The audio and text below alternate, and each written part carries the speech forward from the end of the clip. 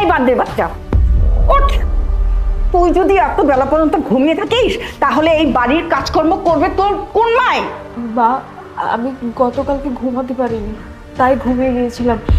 সমস্যা নেই, আমি আর কখনো দেরি করে ঘুম থেকে উঠবো না।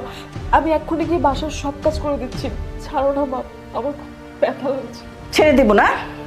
আরে আমার তো মন যাচ্ছে তোকে আমি গলা টিপিতে মেরে ফেলি। শুধু পারি না পুলিশের ভয়ে, তা না হলে তোদের দুই ভাই বোনকে কবে আমি মেরে ফেলতাম। আরে মা, কি করছো? আমার বোনটাকে মেরে ফেলবে নাকি? এইভাবে ধরেছে কেন? আমার বোনের চুলে মুড়ি ছেড়ে দাও, ছেড়ে দাও বলছি মা। মেরে তো ফেলতেই চাই, কেন যে মারতে পারি না সেটা যদি বুঝাতে পারতাম। আর হ্যাঁ, এই মামা বলে ডাকছিস কাকে? হ্যাঁ, আমি কি তোদের আপন মা? আমি তোদের সৎ মা। খবরদার আর কখনো আমাকে মামা বলে ডাকবি না, বুঝতে পেরেছিস? এই দুটাকে যে কবে আমি বিষ খাইয়ে মারতে পারবো তাহলেই আমার স্বপ্নটা পূরণ হবে।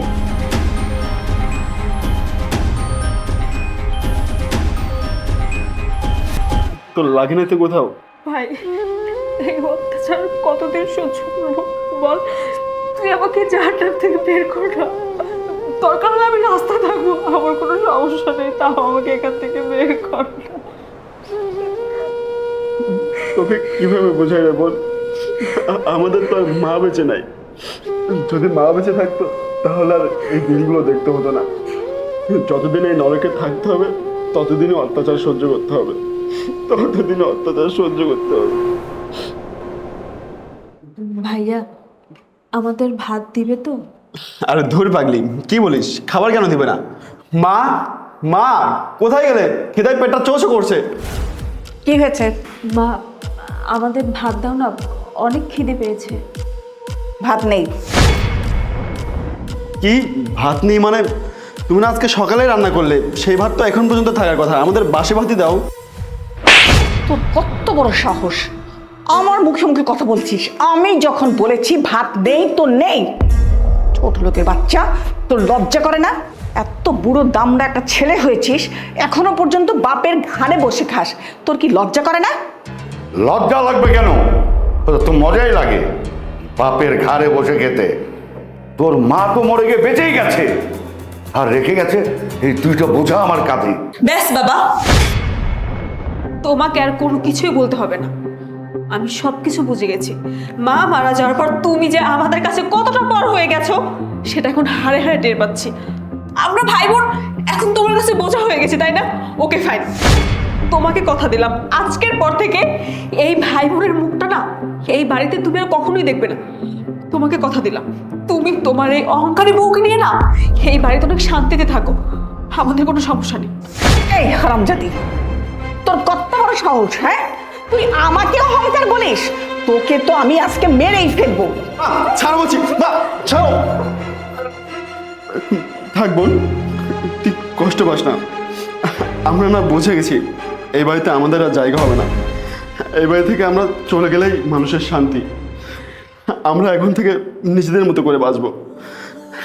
আমরা না ভুলে গেছিলাম যে মা মারা গেলে বাবারা পর হয়ে যায়, সেটাই দেখতে পাচ্ছি। আর যে বাড়িতে এমন একটা সৎ মা আছে সেই বাড়িতে আর শত্রুর প্রয়োজন হয় না রে বোন। এ বাড়িতে আমরা কোনোদিনও সুখে থাকবো না। আর বাবা, আজকের পর থেকে তোমাকে আর আমাদের দুজনের মুখ দেখতে হবে না। তুমি তোমার এই বউ নিয়েই থাকো। চল বোন, যা যা। চল।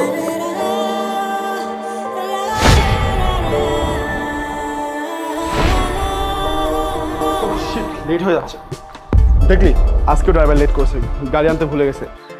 তা একটা কাজ করি, আমরা সামনে আগেতে থাকি, কারণ আজকে ইম্পর্টেন্ট একটা মিটিং। যদি আমরা লেট করি তাহলে কিন্তু কোটি কোটি টাকা হাতছাড়া হয়ে যাবে। আমরা একটা কাজ করি, চল সামনে আগেতে থাকি। বাবা, আমার একটু ভিক্ষা দিবা? পরে আসেন তো, এখন অনেক ব্যস্ত আছে আপনার। বাবা, তুমি, তোমার এই অবস্থা কেন? তুমি না কোটিপতি ছিলে, তা এখন মানুষের কাছে হাত পেতে ভিক্ষা করছো কেন? বাবা আবির, তোর সৎ মা আমারে রাস্তার ভিক্ষুক বানাই দিছে। আমি বুঝিনি, আমাকে দিনের পর দিন তোর মা ফকির বানাই গেছে। আর বাবা রে, আমি তোদের দুই ভাই বোনের উপর অনেক খারাপ আচরণ করছি, আমারে তোরা মাফ কইরা দে। সরি বাবা, তোমাকে না আমরা ক্ষমা করতে পারছি না।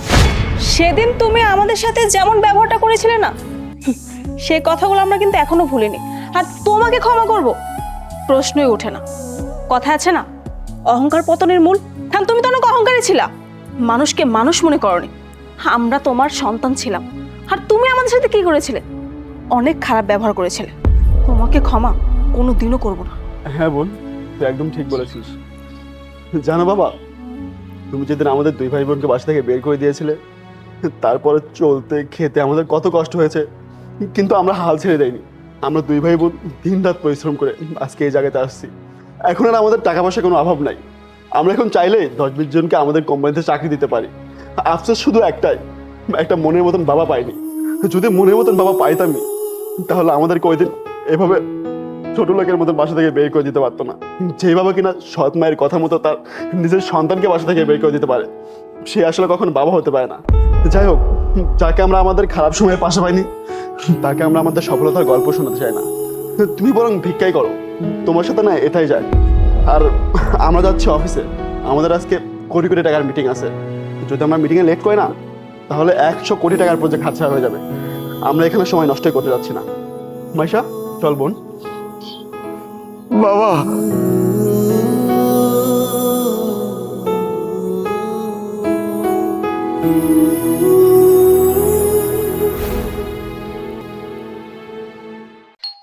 কে? বাজান, তোমার বাবার অবস্থা খুব খারাপ, খুবই অসুখে। তুমি আমাকে দুইজনরে একটু তোমার বাসায় আশ্রয় দাও। এই বয়সে তো আমাকে কোনো জায়গায় থাকারও জায়গা নাই বাজান, একটু আশ্রয় দাও। মা দেখো, একদম নাকে কান্না কান বানাই জায়গায় এসা। আমি তোমার আমাদের বাড়িতে নিতে পারবো না। আমার বউ তোমাকে সহ্য করতে পারে না, আর ও যদি দেখে তোমাকে আমার সাথে ঝগড়া করবে। আমি চাই না যে সংসারের মতো অশান্তি হোক। তুমি এখান থেকে চলে যাও, তোমার অশান্তি।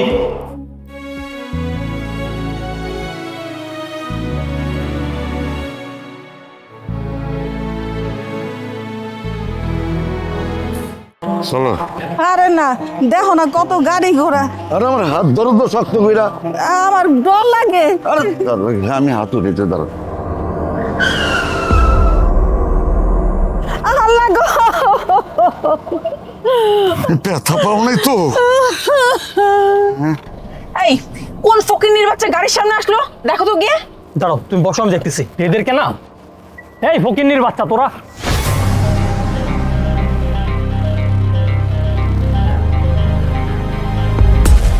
বাজান, আমারে চিনতে পারছো?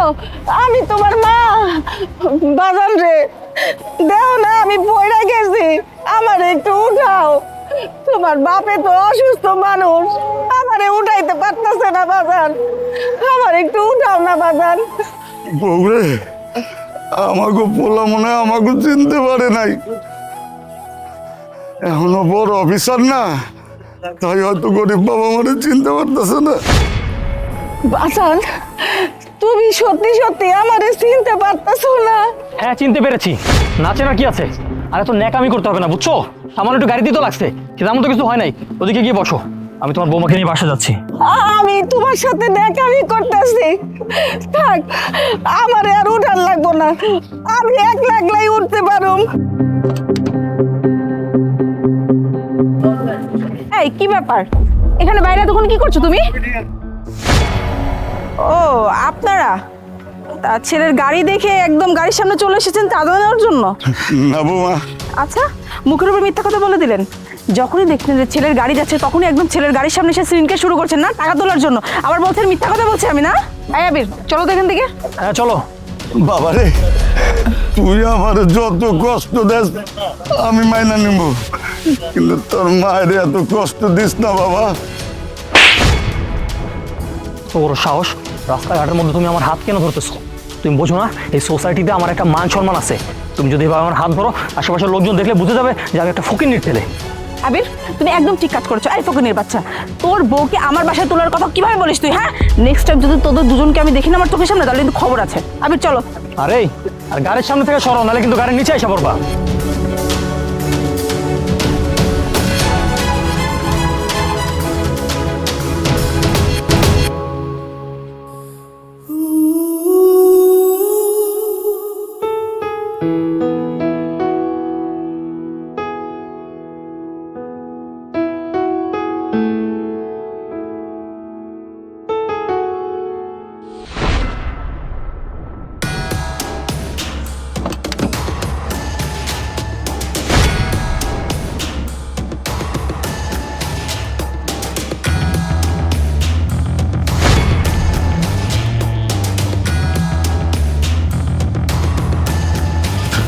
মা মা গো আমার দয়া করে মাফ করে দাও মা। মানে জাল লেগে আমি এত কিছু করছি মা, সে আজকে আমার লাত্তি মেরে ফালাই দিয়ে চলে গেছে মা। মা দয়া করে আমার মাফ করে দাও মা। আজকের পর থেকে আমি তোমার সাথে আর কোনো খারাপ ব্যবহার করবো না মা। তোমাকে আমি মাথায় করে রাখবো মা। আরে আপনি আমার পায়ে ধরে ক্ষমা চাইতেছেন কেন? আমি তো আপনাকে চিনিই না। আর আমার মতো একটা ফকিনের পায়ে ধরে আপনার কি লাভ? মা মা দয়া করে আমার সাথে এরকম করে না মা, আমার তুমি মাফ করে দাও মা। দেখেন স্যার, আপনি কারা মা কইতেছেন? আমার কোনো পোলাপান নাই, আমরা অসহায়, ভিক্ষা করে খাই। আমার মা বাবাকে বিপদে ফেলাইন না। বাবা বাবা তুমি আমার চিনতে পারো না বাবা। বাবা আমি তোমার পোলা বাবা, আমি আবির বাবা। স্যার, আপনি কারে বাবা কন? মা মা আব্বা আমার সাথে এমন কেন করতেছে মা? মা তুমি তো আব্বারে কও না মা। আব্বা আমার মাফ করে দাও আব্বা। আমার কোনো ছেলে নাই। আমার ছেলে অনেক আগেই মারা গেছে। চলো। বাবা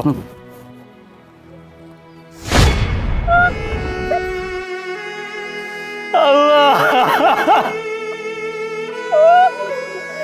আল্লাহ অনেক বড় অপরাধ করছি আল্লাহ, আমি সেই শাস্তি পাই। বাবা মাফ করে দাও বাবা।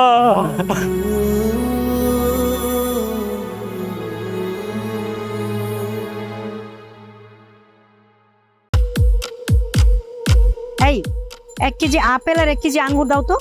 দিতেছি খালা। সুমন, তুই বাবা কেমন আছিস? ভালো আছিস তো? হ মাম, ভালো আছি। তোমরা কেমন আছো? এই মা মানে তুই আমার মাকে মা বলছিস কেন? ছোট লোকের বাচ্চা, তোর সাহস কত বড়? মা ও তোমাকে মা কেন বললো? আরে ও তো আমার ছেলে সুমন, তোর বড় ভাই। ওয়েট ওয়েট ওয়েট, আপনার ছেলে মানে? আপনি না বলেছিলেন যে ও আপনার একমাত্র ছেলে, এক বাবার এক ছেলে, তাহলে এই আপনার ছেলে কিভাবে হতে পারে? তার মানে আপনি আমাকে মিথ্যা কথা বলেছিলেন, তাই তো? মা, আমি মিথ্যা কথা কেন বলতে যাব? ওই তো আবিরের বড় ভাই সুমন। দেখো মা, তুমি কিন্তু এখন বাড়াবাড়ি করছো। এই সামান্য ফল বিক্রেতা ফকিন্নির বাচ্চা আমার ভাই হবে? তোমার কি মাথাটা ঠিক আছে? আচ্ছা আমি তোমার কথাই মানলাম, ও আমার বড় ভাই, তাই বলো ও এখানে ফল বিক্রি করবে? ও যদি আবার বড় ভাই হয়ে থাকে তাহলে ও এখানে কি করছে? আবির, আমাকে কথা শেষ করতে তো দিবি নাকি? হ্যাঁ, তোর বাবার প্রথম পক্ষের স্ত্রী মারা যাওয়ার পরে তোর বাবা আমাকে বিয়ে করে। আর এই সুমনই হলো তোর বাবার প্রথম পক্ষের স্ত্রীর প্রথম সন্তান। সুমনের মা মারা যাওয়ার পর সুমনে বাড়ি ছাড়া হয়ে যায়, আর এই বাড়িতে আসেনি। আর তোর বাবা মারা যাওয়ার পর আমি ওকে অনেক খুঁজেছি। আমি খুঁজে ওকে জিজ্ঞাসা করেছি যে বাবা তোর সম্পত্তি তোরে বুঝিয়ে দেই, কিন্তু সে বলে যে না, ও যেভাবে আছে সেভাবে ভালো আছে, ওর কিচ্ছু চাই না। তাই সে সব সম্পত্তি আমাদেরকে দিয়ে দিয়েছে। ও আচ্ছা, সেইটা বলো। তাই তো বলি, আমার মতো একজন কোটিপতির ছেলের বড় ভাই এরকম সামান্য ফল বিক্রেতা।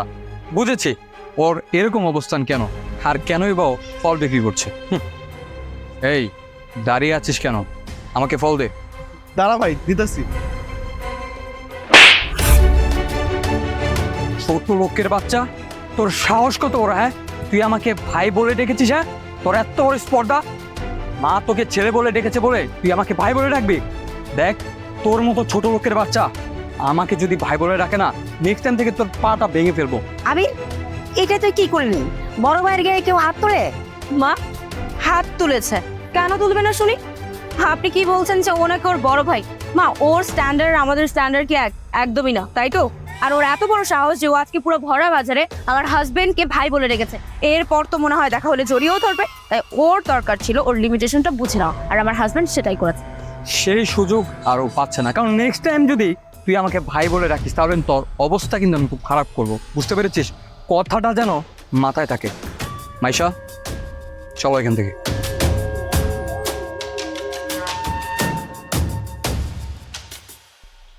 বাবা, আমাকে তুই ক্ষমা করে দিস। আমি আমার ছেলের টাকায় খাই ওরি, আমি কিছু বলতে গেলে আমাকে সে আর খাবার দিবে না, না খাই মেরেই ফেলবে। আমাকে ক্ষমা করিস, তুই ভালো থাকিস বাবা। আমি এখন আসি, ভালো থাকিস।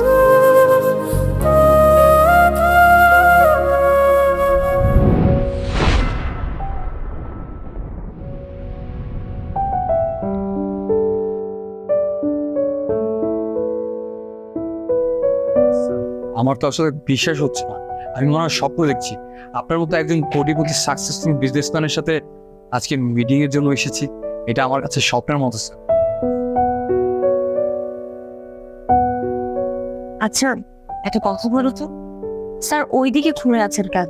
ফোনে আমাদেরকে তো ডেকেছে মিটিং এর সভা, ওনাকে এইদিকে ফেরা উচিত, তাই না? আরে দাঁড়াও, ওয়েট করো। স্যার যদি কিছু মনে না করতেন তাহলে একটা প্রশ্ন করতাম। বলেন। স্যার আমরা সেই কখন থেকে এখানে বসে আছি, আর আপনি শুরু থেকেই আপনার ফেসটা ওইদিকে করে রেখেছেন। স্যার যদি আপনার ফেসটা দেখাতেন, যদি কিছু মনে না করতেন।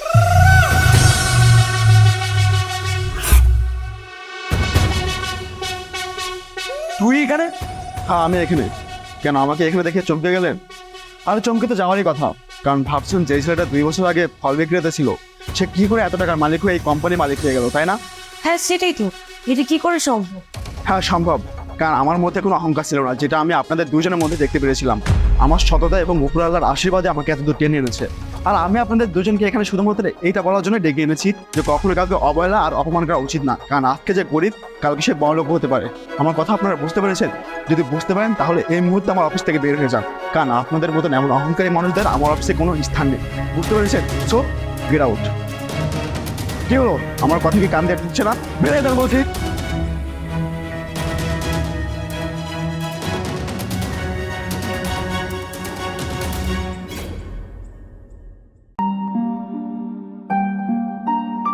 বাবা আবির, বৌমাকে নিয়ে ওঠ, রোজা রাখবি না? মা ডিস্টার্ব করো না তো, যাও ঘুমাতে দাও। দেখ বাবা, তোরা এখন বড় হয়েছিস, তোদের এখন উচিত রোজা রাখা। বৌমা, তুমি উঠবে না? মা আমি মাত্র একটু আগে ঘুমিয়েছি, আর আমার রোজা ওরা, আমি অসুস্থ মা। কি হলো মা, যাও না, লাইট অফ করে দিয়ে যাও।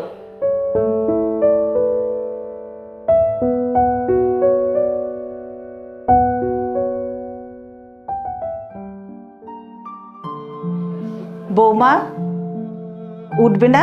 সেরের সময় হয়ে গেছে তো। মা জানতো আমি রোজা রোজা রেখে আমার ফিটনেস নষ্ট করতে পারবো না, এই রোজা রেখে শুধু শরীরটা নষ্ট করবো।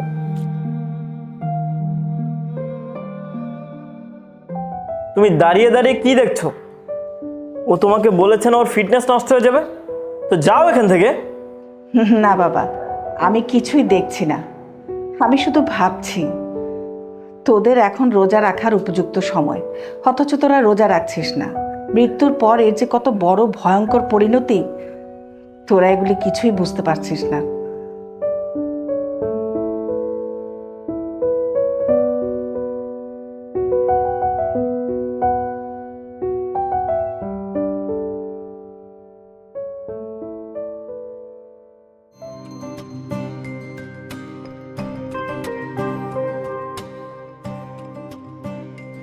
তোমরা যখন দুজনেই চলে আসছো, তাহলে আমি একটা কথা বলি। আমি চিন্তা করেছি আমি তোমাদের যে কোনো একজনকে 10 লাখ টাকা করে দিব। 10 লাখ টাকা? হ্যাঁ, 10 লাখ টাকা। হ্যাঁ মা, তাহলে দেরি করছো কেন? দিয়ে দাও তাড়াতাড়ি। হ্যাঁ আমি দিব, কিন্তু এখানে আমার একটা শর্ত আছে। মা 1-2 টাকা না, 10 লক্ষ টাকা। 10 লক্ষ টাকার জন্য আপনি যা বলবেন আমরা সব কিছু করতে রাজি। জি মা, আপনি যেই শর্ত বলবেন আমরা সব শর্ত মেনে নিব। 10 লাখ টাকা দিব যে কিনা এই রোজার বাকি কটা রোজা পুরো নিয়মিত রাখে আর নিয়মিত 5 ওয়াক্ত নামাজ পড়ে। মা আমরা আপনার শর্তে রাজি। আমি একটা কাজ করছি, আমি এখনই যে আমার মেকআপ টেকআপ সব রিমুভ করে একটা কাজ করি, আমি নামাজটা পড়ে ফেলি আর তারপরে কোরআন তেলাওয়াত করবো। আর তুমি দাঁড়িয়ে আছো কেন? তুমি যে নামাজ পড়ো, একটা কাজ করো, তুমি মসজিদে যাও, মসজিদে যেয়ে জোহরের সময় হয়েছে, জোহরের নামাজটা পড়ে আসো। হ্যাঁ হ্যাঁ, একদম ঠিক কথা বলেছো। আচ্ছা মা, আমি যাচ্ছি। ঠিক আছে মা, আমিও যাই। অনেক তুমি দাঁড়িয়ে আসো কেন? তাড়াতাড়ি যে নামাজটা পড়ে আসো। আর শোনো, আমিও নামাজ শেষ করতেছি, একসাথে দুজন মিলে কোরআন তিলাওয়াত করবো, ঠিক আছে? যাও মা কি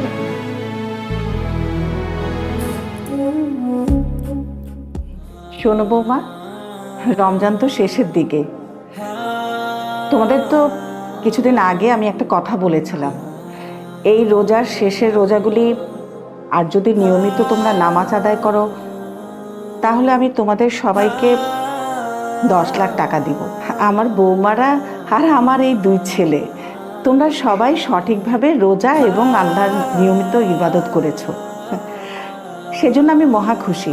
আর আমি তাই সিদ্ধান্ত নিয়েছি আমি 5-5 লাখ করে টাকাটা ভাগ করে তোমাদের সবাইকে দিয়ে দেবো। না না মা, আমাদের কোনো টাকা পয়সা কিছু লাগবে না। কেন? তোমরা তো এই টাকার জন্যই ইবাদত করেছো, তাই না? না না মা, আসলে প্রথম তো আমরা টাকার জন্য ইবাদত করা শুরু করেছিলাম, কিন্তু ইবাদত করতে করতে আমাদের মধ্যে আল্লাহ এমন এক ধরনের ভালোবাসা সৃষ্টি করে দিয়েছেন এই ইবাদতের প্রতি। এখন মা আমরা আসলে বুঝতে পারছি এই রমজান মাসকে সামান্য 10 লাখ টাকার বিনিময়ে মা কেনা কখনোই পসিবল না। রমজান তো মা একটা মহত্বের মাস। এই মাস আমাদেরকে আত্মশুদ্ধির শিক্ষা দিয়েছে মা। সামান্য কিছু টাকার বিনিময়ে আমরা রমজানকে তো এভাবে বিক্রি করতে পারি না। এই রমজান মাস আমাদের সবাইকে শিক্ষা দিয়েছে আমাদের আসল ঠিকানা কোনটা। হ্যাঁ মা, ভাই একদম ঠিক কথা বলেছে। আর রমজান মাস হচ্ছে অত্যন্ত ফজিলতের মাস। আর এই মাস রহমত, মাগফিরাত, নাজাতের মাস। এই মাস না আসলে তো আমরা পরকাল নিয়ে চিন্তাই করতাম না, আর সবসময় দুনিয়া নিয়েই ব্যস্ত থাকতাম। আমরা আমাদের ভুল বুঝতে পেরেছি না। আমি তো কিছুই বুঝতে পারছি না, তোদের এরকম হঠাৎ করে পরিবর্তন হলো কি করে? কেন হব না মা? এই রমজান মাসই তো একটা মাস যেখানে আল্লাহ তাআলা আমাদের সুযোগ দিয়েছে যাতে আমরা পূর্ণ অর্জন করতে পারি আর আমাদের পাপ সব দূর হয়ে যায়। আর হাদিসেও তো বলা আছে যে আমাদের মহানবী হযরত মুহাম্মদ সাল্লাল্লাহু আলাইহি ওয়াসাল্লাম বলেছেন, যেই ব্যক্তি রোজার মাসে পূর্ণ ঈমান আর সওয়াব লাভের আশায় রোজা রাখবে তার আগে পিছের সকল গুনাহ মাফ হয়ে যাবে। আল্লাহ তাআলা আমাদের এত বড় একটা সুযোগ দিয়েছে নিজের সকল গুনাহকে মাফ করার, তাহলে আমরা কেন করব না? আমরা নিজের অজান্তে কত না পাপ করে ফেলি, কত না অন্যায় করে ফেলি, আর সে পাপের বোঝা মাথায় নিয়ে আমরা মৃত্যুবরণ করি। তাহলে এই রোজার মাসেই তো আমরা পারবো পূর্ণ ঈমান আর সওয়াব লাভের আশায় রোজা রেখে আমাদের সকল গুনাহ মাফ করাতে। তাই আমরা এই সুযোগটা হাতছাড়া করতে পারি না। আর দেখুন না, আমরা রোজার মাসে যে হিদায়াত গেটটা হারিয়ে ফেলেছিলাম সেটা শুধুমাত্র আপনার জন্যই ফিরে পেয়েছি। আর এটার জন্য আপনাকে অসংখ্য ধন্যবাদ মা। আপনি যদি আমাদের সঠিক উপায় না দেখাতেন তাহলে মনে হয় আমরা আল্লাহর রাস্তায় আসতে পারতাম না। আমি আজকে অনেক খুশি, তোমাদের সবার উপরে আমি অনেক সন্তুষ্ট। আচ্ছা চলো, আজান দিয়ে দিল, সবাই মিলে ইফতারি করি।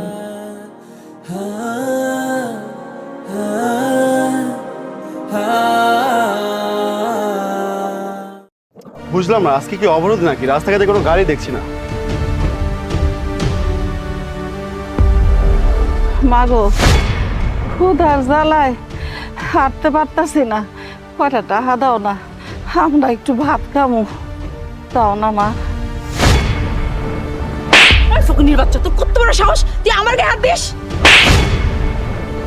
এই ছোট লোকের বাচ্চা, তোর সাহস কি করে হলো আমার সামনে আমার বইয়ের গায়ে হাত তোলার? তোকে তো আমি আজকে ছাড়ছি। ছোট লোকের ওগো, তোমার লাগে নাই তো? আমি ঠিক আছি, থাপ্পড়টা তোমার লাগে নাই তো? না, ওঠো। ওই ফকিনীর বাচ্চা, আমি হচ্ছে একটা কোটিপতির বউ, আর তুই কোটিপতির বউর গায়ে এইভাবে হাত তুলে রাস্তার মধ্যে, তোর তো সাহস কম না? এই, তোর এত বড় সাহস কে দিয়েছে? হ্যাঁ, তারপর তুই মুখে মুখে তর্ক করছিস আমার? আরে তুমি যখন আমার বউর গায়ে থাপড় দাও, এটা দেখে আমি নিজেরা সামলাইতে পারি নাই। ভিক্ষা দেওয়া না ভালো কথা, তাই বললে তুমি আমার অসুস্থ বউটার থাপড় মারবার কেন? এই ফকিনীর ছোট লোকের বাচ্চা কোথাকার, তোরা তো রাস্তার লোক, তোদের গায়ে আমি হাত তুলতেই পারি, কিন্তু তুই আমার গায়ে হাত তুলিস কোন সাহসে? চলো আমরা জায়গা। এই যাবি মানে? তোরা এখানেই দাঁড়া, তোদেরকে আজকে একটা ব্যবস্থা করেই ছাড়বো আমি। আর তুমি কিছু বলছো না কেন এখনো?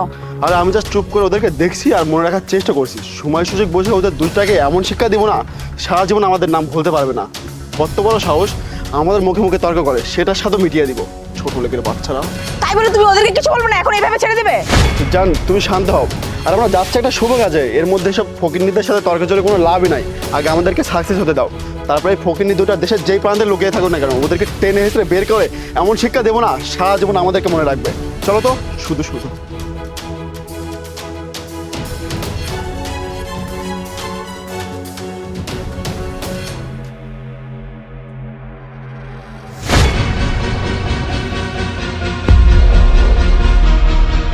এই শোনো, এটা ওই ফকিরনিটা না যে আজকে সকালে আমাদের কাছে ভিক্ষে যাচ্ছিল? হ্যাঁ, এটা তো সেই ফকিনীটাই দেখছি। তা কিরে ফকিরের বাচ্চা, এখানে কেন এসেছিস? নিশ্চয়ই চুরি করতে আসছিস, তাই না? নিজের বাড়িতে বাড়ির মালিক থাকবে না তো তোদের মতো ছোট লোক থাকবে? আরে এটাও তো সেই ফকিরটা। এই দুই ফকির আর ফকির নিয়ে এখানে কি করছে বলো তো? আরে বুঝতেছো না, মনে হয় আমাদের ফলো করতে করতে এখানে চলে আসছে। নিশ্চয়ই নতুন কোনো ধান্দা আছে। এই তোদের মতলব কি বলতো? Mind your language. তুই কি, হ্যাঁ, আপনি করে কথা বল। আর আমরা হচ্ছে তোদের বন্ধু সুমনের বাবা মা। আমার ছেলে লন্ডন থেকে বলেছিল তোর মতো অহংকারী ছেলেকে 10 কোটি টাকা ব্যবসার জন্য লোন দিতে, কিন্তু আমি দিতে চাচ্ছিলাম না। তাই আমরা এই নাটকটা সাজিয়েছিলাম। আমার মতো মস্ত বড় কোটিপতি একদিনের জন্য রাস্তার ফকির সেজেছিলাম। তার মানে আবির রে, এনারা দুজন ফকির আর ফকিরনি না? সেই জন্যই তো বলি, একটা ফকিরের কিভাবে সাহস হয় একটা কোটিপতির বোর গায়ে হাত তোলার বলো তো? Uncle, I am so sorry. আসলে আমরা আপনাদের সাথে খুব বাজে ব্যবহার করে ফেলেছি। নেক্সট টাইম আর কখনো এরকম হবে না, আমরা কথা দিচ্ছি। প্লিজ আমাদের মাফ করে দিন। এই মেয়ে, তুমি আঙ্কেল কাকে বলছো? হ্যাঁ, একটু আগেই না তুমি আমার স্বামীকে ফকির বলছিলে, আর এখন যেই শুনেছ আমার স্বামী কোটিপতি, আর সেই আঙ্কেল বলা শুরু করে দিলে। Aunty, I am so sorry, please আমাদেরকে ক্ষমা করে দিন। তোমাদের ক্ষমা করার প্রশ্নই আসে না। এক্ষুনি বাসা থেকে বের হয়ে যাও। কি হলো, কথা কি কানে যাচ্ছে না? বেরো!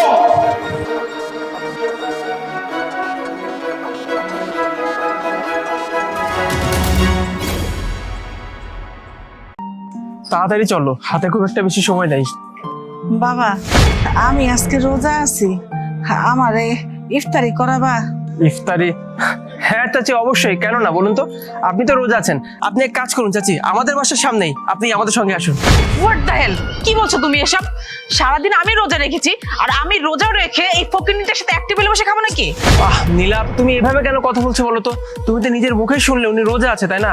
আমাদের পবিত্র ধর্মগ্রন্থ পবিত্র কোরআনে কিন্তু এভাবে উল্লেখ করা আছে যে যে ব্যক্তি একজন রোজাদার বান্দাকে ইফতারি করালো সে যেন রোজাদার বান্দার মধ্যে সমান সওয়াব পেলো। তাহলে সমস্যাটা কোথায় বলো তো? চাচি, আপনি ওর কথা কিছু মনে করবেন না, আপনি চলুন। জি বাবা।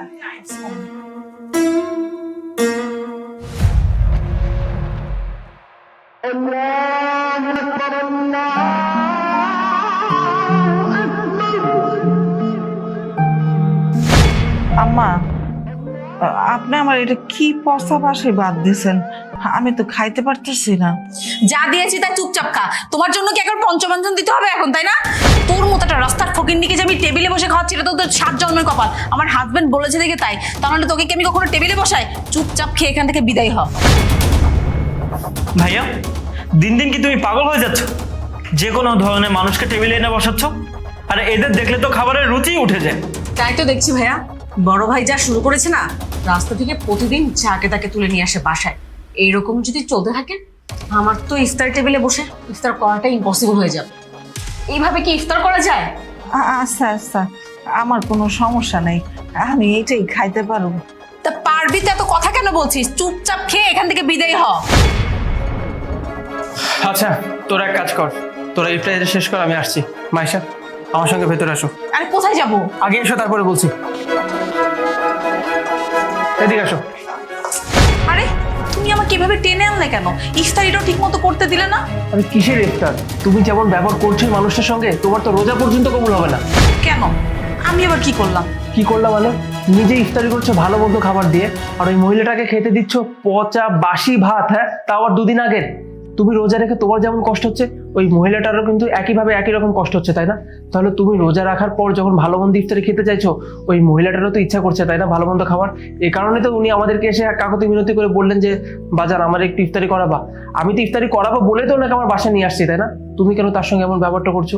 তাছাড়া এটা রমজান মাস, এই রমজান মাসে আমরা যদি আমাদের নিজেদেরকে আত্মশুদ্ধি করতে না পারি, নিজেদের মনকে পরিষ্কার করতে না পারি, তাহলে রোজা রেখে লাভটা কি বলো তো? তার মানে তুমি কি বলতে যাচ্ছ? আমার মন অপরিষ্কার? হ্যাঁ, আসলে দেখো, এভাবে রোজা হয় না। রোজা একটা রহমতের মাস। আমাদের প্রিয় রাসূল হযরত মুহাম্মদ সাল্লাল্লাহু আলাইহি সাল্লাম বলেছিলেন, যে ব্যক্তি একজন রোজাদার বান্দাকে ইফতারি করাবে সেই জন্য রোজাদার বান্দার মতোই সমান সওয়াব পেল। তাছাড়া এই রমজান মাস তো বরকতের মাস, তাই না? এই মাসে একটা ভালো কাজ করলে অন্যান্য মাসের তুলনায় 70 গুণ বেশি সওয়াব পাওয়া যায়। কত বরকতময় একটা মাস। অথচ এই মাসে তুমি কি করছো? মানুষের সঙ্গে এমন ব্যবহার করছো। আরে রোজার মাসটা আসে আমাদের জীবনে একটা শিক্ষা নেই, তাই না? রোজা থেকে আমরা কি শিক্ষা নেই বলো তো? রোজা থেকে আমরা এটাই শিক্ষা নেই যে একজন মুসলিম আরেকজন মুসলিমকে ভালোবাসবে, ভালো ব্যবহার করবে, একজন আরেকজন বিপদে এগিয়ে যাবে। বিশেষ করে রমজান মাসে আমরা সারাদিন যখন রোজা রাখি, আমরা কিন্তু একটা শিক্ষা খুব ভালো মতো পাই। কি বলতো, এই যে গরিব মানুষ সারাদিন না খেয়ে থাকে, সারাদিন না খেয়ে থাকার পরে তাদের যে কষ্ট হয় না, এই একই রকম কষ্ট কিন্তু আমরা রোজাদার বান্দা যারা থাকি বা রোজা রাখি তারা অনুভব করি। এই শিক্ষাটা যদি আমাদের মাঝে না আসে তাহলে কি করে হবে বলতো? রোজার আসল শিক্ষা বা রোজার আসল নিয়তি তো হচ্ছে নিজের মনকে পরিষ্কার করা বা আত্মশুদ্ধি করা, তাই না? সেখানে তুমি যদি এমন ব্যবহার করো তাহলে তোমার রোজা কি কবুল হবে বলো? দেখো মাইশাম, আমি তোমাকে শুধু এই পৃথিবীতে না, আমি চাই আখিরাতেও তোমাকে জীবনসঙ্গী হিসেবে পেতে। এখন তুমি যদি এমন ব্যবহার করো তাহলে কি করে হবে বলো তো? দয়া করে রমজান মাস থেকে শিক্ষা নিয়ে তুমি কি পারবে না আমার জন্য হলে তোমার নিজেকে বদলে ফেলতে বলো? হ্যাঁ পারবো। তাহলে আর দেরি কেন করছো, চলো। আচ্ছা বাবা, আমি আসি, তোমরা ভালো থাকো। জি চাচি, মাঝে মাঝে আসবেন কিন্তু। আচ্ছা বাবা। খালা দাঁড়ান, এই নিন 2 প্যাকেট বিরিয়ানি। কিন্তু মা। আরে ধরুন তো। আচ্ছা মা। খালা, আমাকে ক্ষমা করে দিবেন, আসলে আমি বুঝতেই পারিনি যে একজন মুসলমান আর একজন মুসলমানকে ইফতারি করানো কতটা সওয়াবের কাজ। এটা আমি আজকেই জানলাম। আর খালা, আমাকে মেয়ে মনে করে আমার বাসায় প্রতিদিন ইফতার করতে আসবেন, আর ইফতার শেষ করে সেহরির জন্য খাবার নিয়ে যাবেন। আর আপনার সাথে ইফতারি করতে যদি কারোর কোনো সমস্যা থাকে, তারা বাইরে গিয়ে ইফতারি করবে। না না ভাবি, আমাদেরও কোনো সমস্যা নেই, উনি আমাদের সাথে ইফতার করুক। হ্যাঁ, আমার কোনো সমস্যা নেই। শুনলেন তো খালা, কারোর কোনো সমস্যা নেই। তাহলে এখন থেকে আপনি প্রতিদিন আমার বাসায় ইফতারি করবেন। আসবো মা, আমি আবার আসবো। এই রাস্তায় সহজে রিক্সায় পাওয়া যায় না। তুমি যে কেন গাড়িটা নিয়ে আসো? স্যার যাবেন? হ্যাঁ যাবো তো, ওয়ার্ল্ড ইউনিভার্সিটি। উঠেন তাহলে। হ্যাঁ আসলে ম্যাডাম, আমার মারা একটু অসুস্থ, তো আপনি আমার মার লোক একটু চাই পাবন। স্যার আপনি এই জায়গায় বোন। এক্সকিউজ মি, আমি কিনা তোর মায়ের পাশে বসবো? Quite impossible. শোন, আমরা অন্য একটা রিক্সা খুঁজে নেবো। আর তোর সাহস কিভাবে হয় তোর মায়ের সাথে আমাকে বসতে বলিস? তুই যা তো এখান থেকে। স্যার আমার মারা না অনেক অসুস্থ, আমার মায়ের পায়ে অনেক ব্যথা, হাঁটতে পারবো না। এই কারণে আমি লগে নিয়ে যাইতেছিলাম। আমি জানি যে আমার মা লগে সাইপা বইতে একটু কষ্ট হইল, কিন্তু বিশ্বাস করেন আমার যদি আপনারা ওই ভাড়া দেন না, ওই ভাড়া আমার লেগে অনেক উপকার হইব। আপনারা একটু আমার মার লগে সাইপা বোন, আমি আমার মায়ের সামনেই নামাই দিব দরকার হইল। হোয়াট? এই তোর সাহস কত বড় হলো এই কথা বলার বলতো? আমি কিনা আমার ওয়াইফকে তোর মায়ের সঙ্গে বসাবো? তোর মায়ের দিকে একবার তাকিয়ে দেখতো, উনি যে শাড়ি পরে আছেন, শাড়ি থেকে এত দূর থেকে আমি গন্ত পাচ্ছি। আর তোর মায়ের পাশে আমি আমার ওয়াইফকে বসাবো না? বাবা, আমি নামে যাই, তুই উনা করে লয়ে যা। নাইমা দেবে মনে? আম্মা তোমার পায়ে না ব্যথা, তোমার শরীরও তো খারাপ, তোমার কষ্ট হইব না যাইতে? কিছু হইব না বাজান, আমি যাইতে পারো, আমি নামে যাই।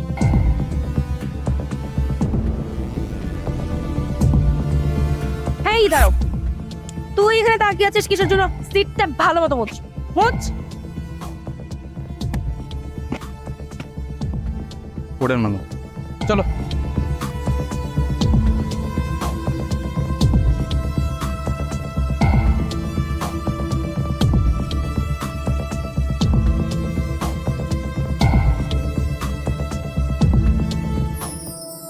এই দাঁড়াও, চলো। আরে আরে আরে আরে স্যার একটু দাঁড়ান। এই ছোট লোকের বাচ্চা, তোর সমস্যাটা কি? হ্যাঁ, তুই পেছন দিয়ে আমাদেরকে কেন ডাক দিলি? আমার রিক্সা ভাড়া দিবেন না? ফকিন্নির বাচ্চা, এই তোকে তো আমরা নেমেই ভাড়া দিলাম, এখন আবার তুই ভাড়া দাবি করছিস? এই জন্য তোদের মতো ফকিন্নিদের রিক্সা আমি উঠতে চাই না। কি নতুন ধান্দা শুরু করেছিস তাই না? আরে ম্যাডাম এটি কি কইতেছেন আপনি? আপনি আমার কখন ভাড়া দেবেন? কখন ভাড়া দিলাম মানে? আরে আমরা তো রিক্সা থেকে নামার আগেই তোকে ভাড়া দিয়ে দিয়েছিলাম, তারপর আমি ভাড়ার কথা কেন জিজ্ঞেস করছিস বারবার? দেন স্যার, আল্লাহর রাস্তায় এরকম করেন না। আমি গরিব মানুষ, রিক্সা চালাই খাই, আমার মার অসুস্থ। যদি আমার রিক্সা ভাড়া না দেন, আমার মার চিকিৎসা করতে পারবো না। দয়া করে আমার ভাড়া দিয়ে দেন। তো দেখছি মহা মুসিবতে পড়ে গেলাম তোর রিক্সা উঠে। এই জন্য না তোদের মতো ফকিন্নি রিক্সাটাতে রিক্সা আমার উঠতে ইচ্ছা করে না। একবার তো ভাড়া দিয়েছি, তারপর আবার ভাড়া কেন যাচ্ছিস? আমি না একটা কথা কোনোভাবেই বুঝছি না, তুমি এই ফকিন্নির সাথে কেন কথা বাড়াচ্ছ? খাওয়া খাওয়া করে মুখ নষ্ট করছো, ক্লাস নষ্ট করছো। চলো এখান থেকে, চলো। চলো। স্যার স্যার ভাড়া দিন।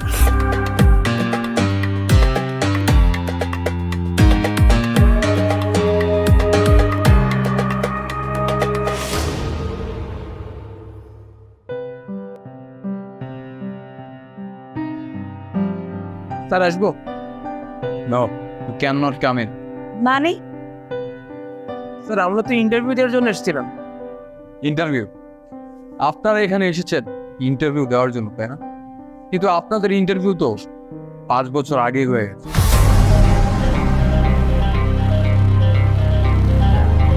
দেখুন তো এই চেহারাটা পরিচিত মনে হচ্ছে কিনা, চিনতে পারছেন এই চেহারাটা?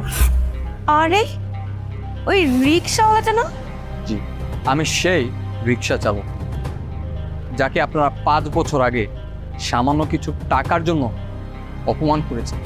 আমার অসুস্থ মা তখন আমার পেছনে বসা ছিল, আমি চেয়েছিলাম আমার মাকে কিছু দূর পর্যন্ত আমি নামিয়ে দিব, কিন্তু আপনাদের মতো অহংকারী মানুষদের জন্য আমার অসুস্থ মাকে সেই রাস্তার মধ্যে ভর দুপুরবেলা আমাকে নামিয়ে দেওয়া লাগছে।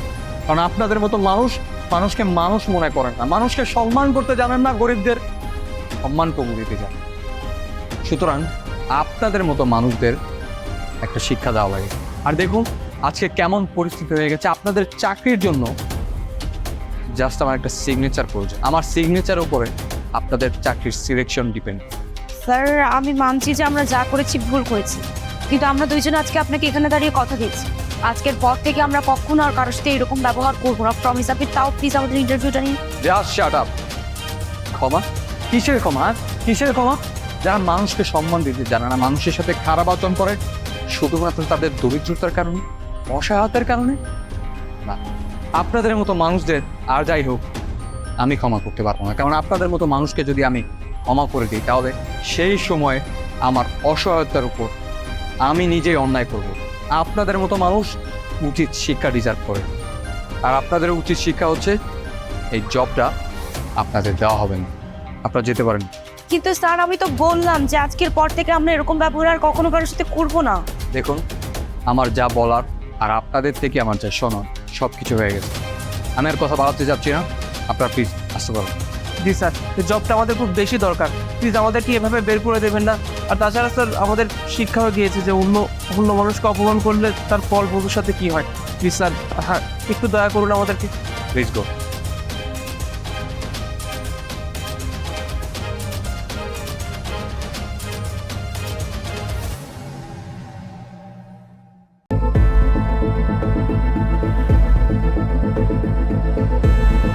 বউ! অর্পা, এই মুচির বাচ্চা, তুই কোন সাহসে আমার গার্লফ্রেন্ডের হাত ধরেছিস? হ্যাঁ স্যার, সে আপনার গার্লফ্রেন্ড হতে পারে, কিন্তু তার আগে সে আমার ঘরের বউ। বউ? কে তোর বউ? আমি তোর ঘরের বউ। শোন, তোকে আমি ডিভোর্স দিয়ে ফেলেছি, এরপর তোর সাথে আমার কোনো সম্পর্ক থাকতে পারে না। ফার্দার যদি তুই আমাকে ডিস্টার্ব করেছিস একেবারে থাপ্পড় দিয়ে তোর গালের দাঁত এই গালেরটা ওই গালে পাঠিয়ে দিবে। কিন্তু আরপা, আমি যে তোমার আজও ভালোবাসি। আমি প্রবাসী গিয়ে তোমার জন্য লাখ লাখ টাকা ইনকাম করে পাঠাইছি, আর তুমি সেই টাকা ফুর্তি করে উড়াই দিছো। তবুও তোমার প্রতি আমার কোনো অভিযোগ নাই। তুমি শুধু একটাবার আমার লগে আমার বাড়িতে চলো, বিশ্বাস করো আমি না তোমার সাথে থাকতে পারতেছি না। আমি তোমার অনেক ভালোবাসি, তুমি কোনো কথাই বলো না, আমার লগে বাসায় চল।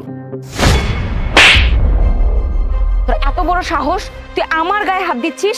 আমি তোর বাসায় যে কি করব? তুই পারবি আমার খরচ চালাতে? তোর সেই ক্ষমতা আছে? জান, তুমিও না, মানে কাকে কি বলছো? আমার তো মনে হয় 3 বেলা খাইতেই পারে না, আবার সেইখানে তোমাকে হাত খরচে টাকা দিবে। ও কি পারবে আমার মতো তোমাকে প্রতিদিন শপিং করতে নিয়ে যেতে? এই যে ওর তো একটা আইফোন কেনারও সামর্থ্য নাই। এই যে তুমি আমাকে কালকে বললে তোমার একটা আইফোন চাই, আমি কি করলাম? আজকে তোমাকে একটা আইফোন নিয়ে দিলাম। ও এসব পারবে না, বাদ দাও, চলো তো। আরে ও কোথা থেকে দিবে? ও তো যখন প্রবাসে থেকেছে তখন দিনের পর দিন আমার ইচ্ছা, আমার চাহিদা মেটাতে মেটাতে যত পুঁজি যত সঞ্চয় ছিল সমস্ত কিছু শেষ করে ফেলেছে। আর এখন দেশে এসে খুল না পেয়ে মুচিগিরি করছে। ও পূরণ করবে আমার ইচ্ছা? কখনোই পারবে না, শালা ফকির নিয়ে। জান, অবশ্য ওকে ফকির বানিয়ে আমাদের অনেক লাভই হয়েছে, বলো? এই যা, তুই তোর মুচিগিরি শুরু করে দে, আমাদের আবার একটু হোটেলে যেতে হবে। অর্পা, তুমি আমার লাগে এমন কেন করতেছো? আর এই ছেলে কি কইতাছে? তোমার না কই যাইবো হোটেলে, তুমি এমন করতেছো কেন? কারণ আমার মা বাবা তোর সাথে আমাকে জোর করে বিয়ে দিয়েছে। জান, বাদ দাও না ওর কথা, চলো তো, আমাদের লেট হয়ে গেছে, তাড়াতাড়ি যেতে হবে, চলো চলো। সেটাই, ওয়েস্ট অফ টাইম, চলো।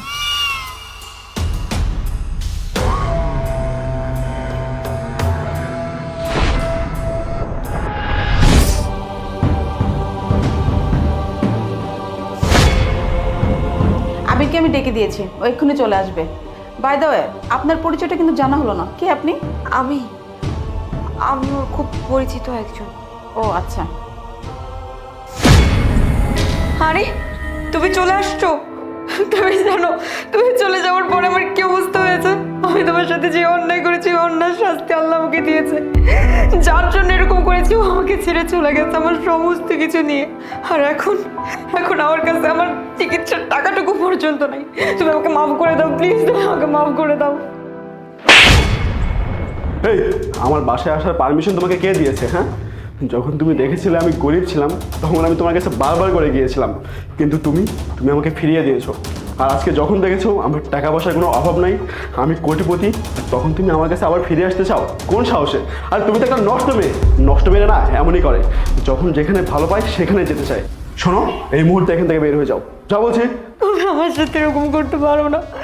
আমি তোমার কাছে হাত জোর করে ক্ষমা চাচ্ছি, তুমি দয়া করে আমার মাফ করে দাও। তুমি এখান থেকে যাবা নাকি আমি দারোয়ান ডাকতে বাধ্য হবো? যা বলছি। আচ্ছা, মেয়েটা কে? সে আমার অতীতের একটা কালো অধ্যায় ছিল, তোমাকে বলবো কোনো একদিন ফ্রি হয়ে। ও আচ্ছা, ঠিক আছে, তুমি এক কাজ করো, ফ্রেশ হয়ে খাবার খেতে আসো, টেবিলে খাবার দিচ্ছি। ঠিক আছে, চলো।